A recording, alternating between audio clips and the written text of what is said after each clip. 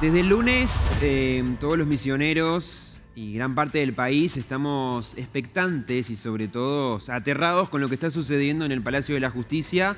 Y estamos hablando del juicio que arrancó el lunes a los hermanos Quisca, Germán y Sebastián, que están siendo juzgados por la distribución y la tenencia de material de abuso sexual infantil. Y para poder resumir estos 4 días, para poder entender un poco de lo que estamos hablando, de lo que se habló en el Tribunal Penal número 1, nos encontramos con Milena Boresky, abogada y conductora también acá de Canal 12, para comentarnos un poco este juicio histórico, tanto en la provincia de Misiones como en el país.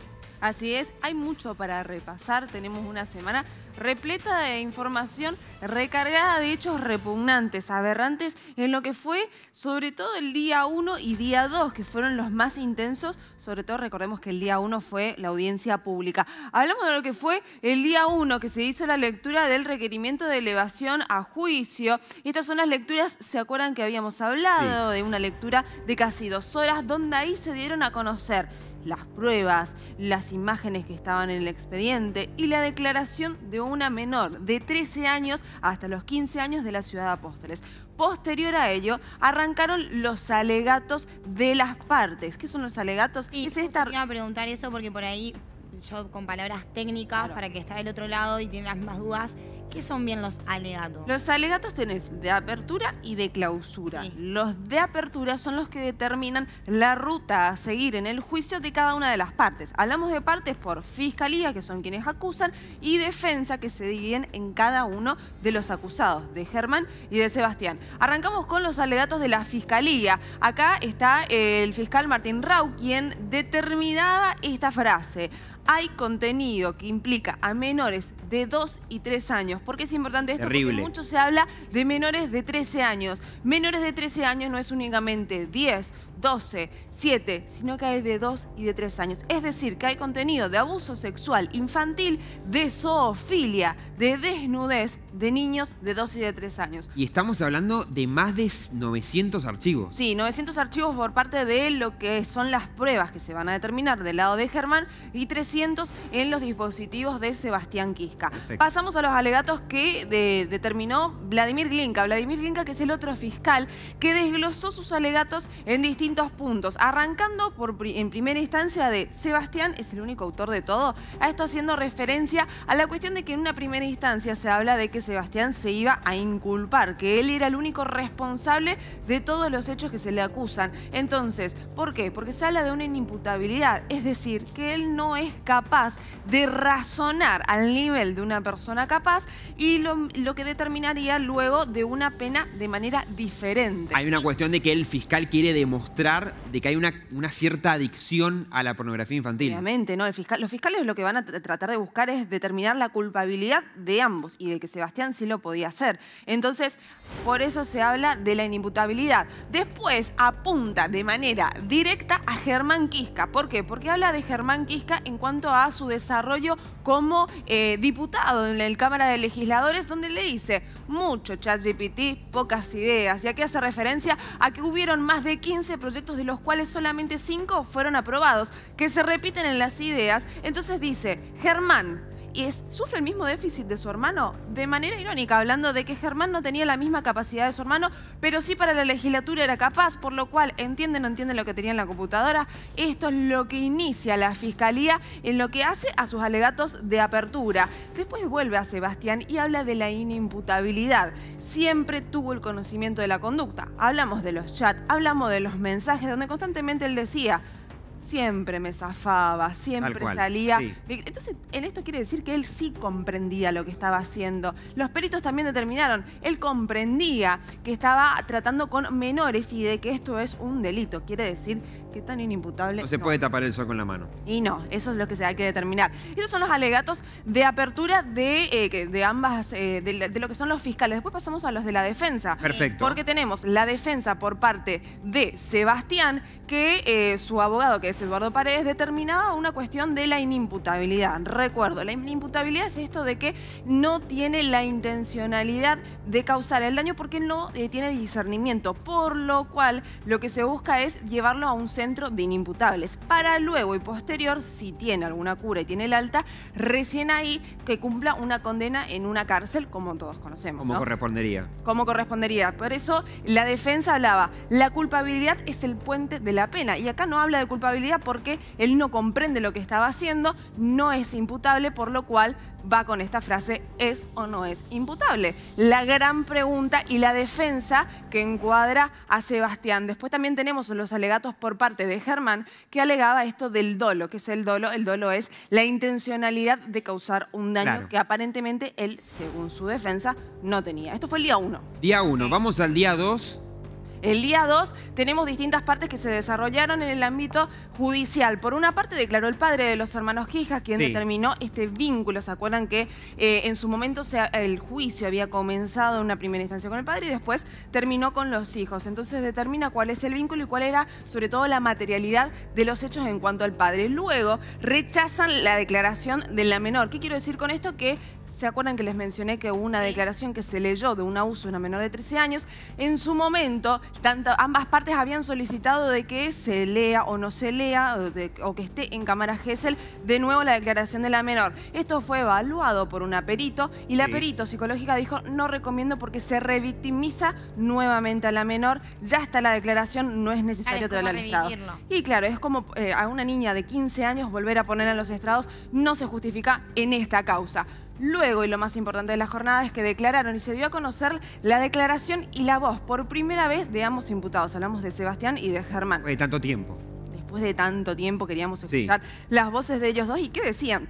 En una primera instancia hablamos de lo que dijo Sebastián Quisca, y esto quizás es lo más fuerte para todos, que Sebastián se hace cargo de todo porque dice, la computadora Acer era yo quien la usaba. ¿Qué es esta computadora Acer? Es la computadora principal, la que tiene los 900 archivos de Germán Quisca, que tiene las contraseñas, que tiene las claves, que tiene las distintas carpetas que dice Germán Pic, que tiene el correo electrónico de Germán, donde está todo el material. Entonces Sebastián dice, yo quiero decir que me hago cargo y de que soy el único responsable. Luego de ello le pide disculpas a su hermano con un tono bastante afligido, se lo podría ver. Muchos dudan, hay evaluaciones en cuanto al lenguaje no verbal y dice, pido disculpas a mi hermano por meterlo en este embrollo. Esto decía Sebastián Quisca en lo que son sus declaraciones. Solamente quiso aclarar eso. Después pasamos a Germán. Germán también se sentó en el estrado y había dicho, me declaro inocente de todos los hechos que se me imputan. Quiere decir que él no hizo absolutamente nada. Volvemos al dolo,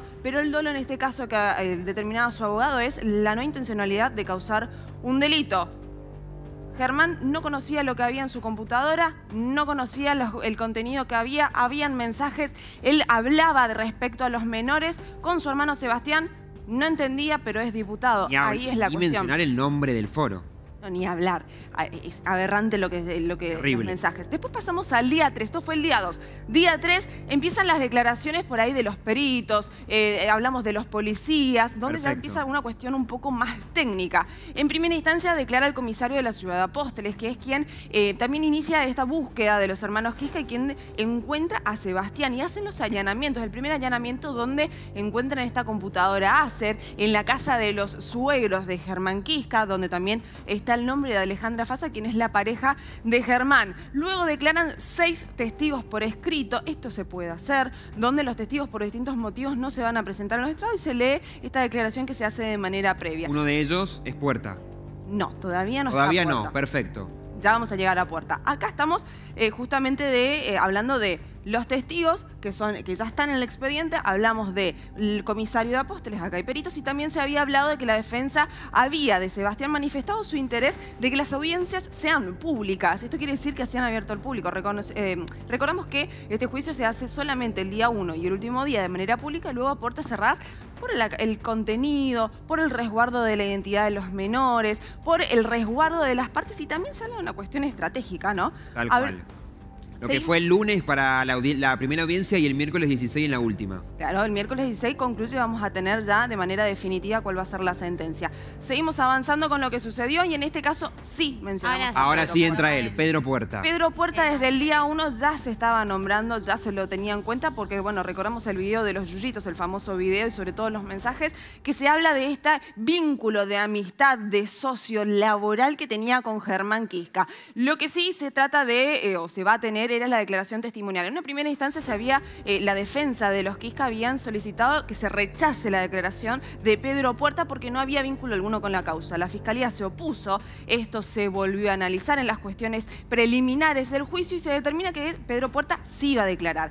Esto ya en el día 4, teníamos la respuesta, en el día 3, perdón, teníamos la respuesta de Pedro Puerta. Ahí Pedro Puerta decide de que no se va a enfrentar al tribunal, pero que sí iba a declarar, por lo cual había que ver si lo iba a hacer de manera escrita o que se iba a sentar en los estrados, ¿no? Esto se iba a ver si lo hacía el viernes o se iba a pasar al lunes de la semana próxima. Entonces la declaración de Pedro Puerta va a ser por escrito, lo cual determina de que él no se va a enfrentar a un tribunal ni un ida y vuelta de preguntas. El pliego de preguntas lo van a presentar el día lunes, donde va a ser aprobado y luego se va a correr traslado a Pedro Puerta y ahí él va a responder y se va a hacer la lectura oficial en el juicio por los abogados.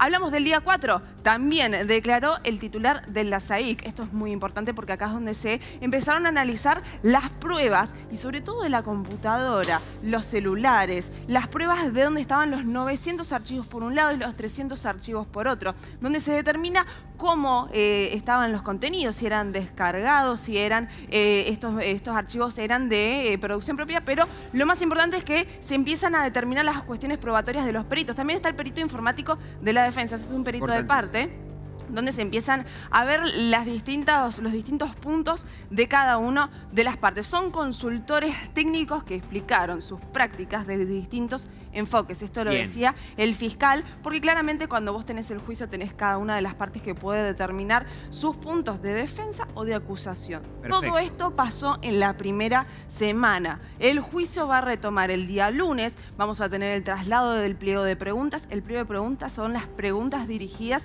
a Pedro Puerta para tener su declaración y también va a ser una jornada bastante intensa en contenido porque se van a mostrar las imágenes, los videos, los audios y el contenido de las computadoras que ya están en el expediente. Mile, sumamente yo te quiero intenso. hacer una pregunta. Ahora en la semana esta que viene, ¿se va a ver otra audiencia así a puertas abiertas o ahora, a partir de ahora son todas a puertas cerradas? Por el momento son a puertas cerradas, esto se está analizando, puede ser que suceda como sucedió lo de tanto Germán como Sebastián, que se hizo público después, pero por una cuestión y en primera instancia de resguardo de la identidad de los menores y del contenido y el nivel de contenido aberrante que se van a mostrar en los próximos días, se hace a puertas cerradas. Sumamente estremecedor, excelente resumen, Mile, muchísimas gracias por acompañarnos acá en Modo Sábado y quédate prendido a la pantalla del 12 la semana que viene porque te vas a estar enterando de todo lo que está sucediendo con este juicio histórico que marca la provincia de Misiones.